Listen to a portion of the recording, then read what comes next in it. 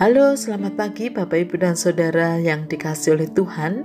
Kita berjumpa lagi dalam Salam Pagi.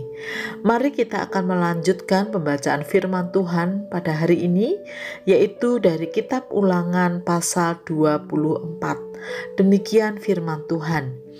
Apabila seseorang mengambil seorang perempuan dan menjadi suaminya, dan jika kemudian ia tidak menyukai lagi perempuan itu, sebab didapatinya yang tidak senonoh padanya, lalu ia menulis surat cerai dan menyerahkannya ke tangan perempuan itu, sesudah itu menyuruh dia pergi dari rumahnya. Dan jika perempuan itu keluar dari rumahnya dan pergi dari sana, lalu menjadi istri orang lain, dan jika laki-laki yang kemudian ini tidak cinta lagi kepadanya, lalu menulis surat cerai dan menyerahkannya ke tangan perempuan itu, serta menyuruh dia pergi dari rumahnya, atau jika laki-laki yang kemudian mengambil dia menjadi istrinya itu mati, maka suaminya yang pertama yang telah menyuruh dia pergi itu tidak boleh mengambil dia kembali menjadi istrinya setelah perempuan itu dicemari, sebab hal itu adalah kekejian di hadapan Tuhan. Janganlah engkau mendatangkan dosa atas negeri yang diberikan Tuhan Allahmu kepadamu menjadi milik pusakamu. Apabila baru saja seseorang mengambil istri, janganlah ia keluar bersama-sama dengan tentara, maju berperang, atau dibebankan sesuatu pekerjaan. 1 tahun lamanya ia harus dibebaskan untuk keperluan rumah tangganya dan menyukakan hati perempuan yang telah diambilnya menjadi istrinya. Janganlah mengambil kilangan atau batu kilangan atas sebagai gadai, karena yang demikian itu mengambil nyawa orang sebagai gadai.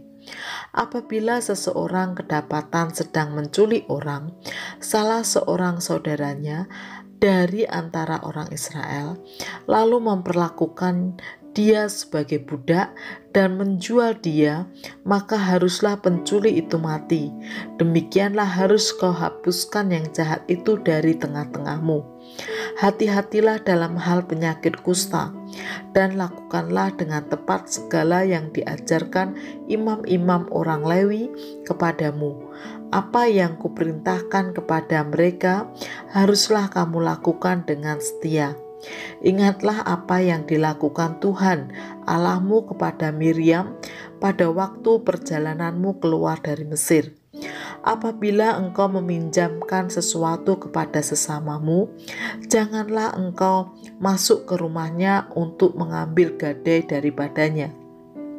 Haruslah engkau tinggal berdiri di luar, dan orang yang kau beri pinjaman itu haruslah membawa gadai itu keluar kepadamu. Jika ia seorang miskin, janganlah engkau tidur dengan barang gadainya. Kembalikanlah gadaian itu kepadanya pada waktu matahari terbenam, supaya ia dapat tidur dengan memakai kainnya sendiri dan memberkati engkau. Maka engkau akan menjadi benar di hadapan Tuhan Allahmu. Janganlah engkau memeras pekerja harian yang miskin dan menderita, baik ia saudaramu maupun seorang asing yang ada di negerimu di dalam tempatmu. Pada hari itu juga haruslah engkau membayar upahnya sebelum matahari terbenam.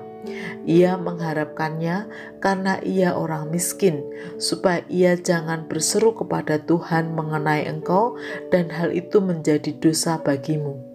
Janganlah ayah dihukum mati karena anaknya. Janganlah juga anak dihukum mati karena ayahnya. Setiap orang harus dihukum mati karena dosanya sendiri. Janganlah engkau memperkosa hak orang asing dan anak yatim. Juga janganlah engkau mengambil pakaian seorang janda menjadi gadai. Haruslah kau ingat bahwa engkau pun dahulu budak di Mesir dan engkau ditebus Tuhan Allahmu dari sana. Itulah sebabnya aku memerintahkan engkau melakukan hal ini. Apabila engkau menuai di ladangmu, lalu terlupa seberkas di ladang, maka janganlah engkau kembali untuk mengambilnya. Itulah bagian orang asing, anak yatim dan janda, supaya Tuhan Allahmu memberkati engkau dalam segala pekerjaanmu. Apabila engkau memetik hasil pohon zaitunmu dengan memukul-mukulnya, janganlah engkau memeriksa dahan-dahannya sekali lagi. Itulah bagian orang asing, anak yatim dan janda. Apabila engkau mengumpulkan hasil kebun anggurmu, janganlah engkau mengadakan pemetikan sekali lagi. Itulah bagian orang asing, anak yatim dan janda. Haruslah kau ingat bahwa engkau pun dahulu budak di tanah Mesir. Itulah sebabnya aku memerintahkan engkau melakukan hal ini.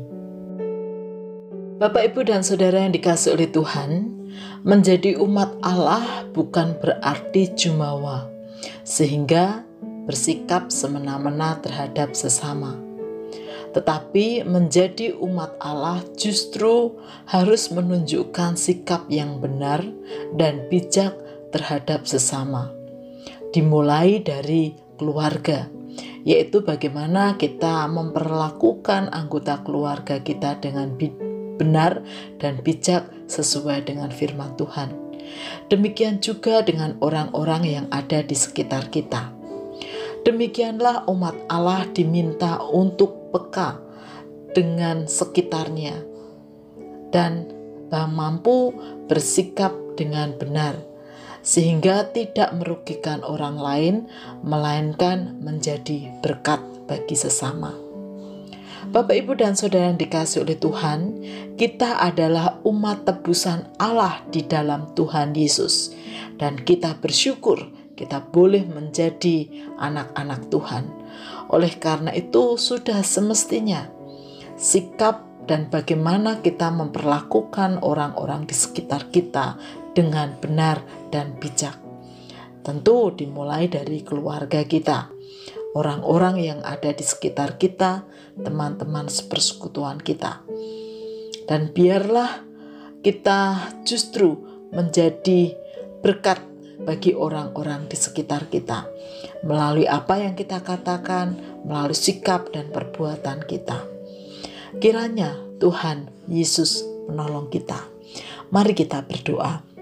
Tuhan Yesus, ajarkan dan terus ingatkan kepada kami sebagai anak-anak-Mu, agar kami dimampukan untuk bersikap benar dan bijak terhadap bagaimana kami harus memperlakukan atau bersikap terhadap orang-orang yang ada di sekitar kami, orang-orang yang Tuhan perjumpakan dalam hidup kami, sehingga kami boleh menjadi berkat bagi sesama.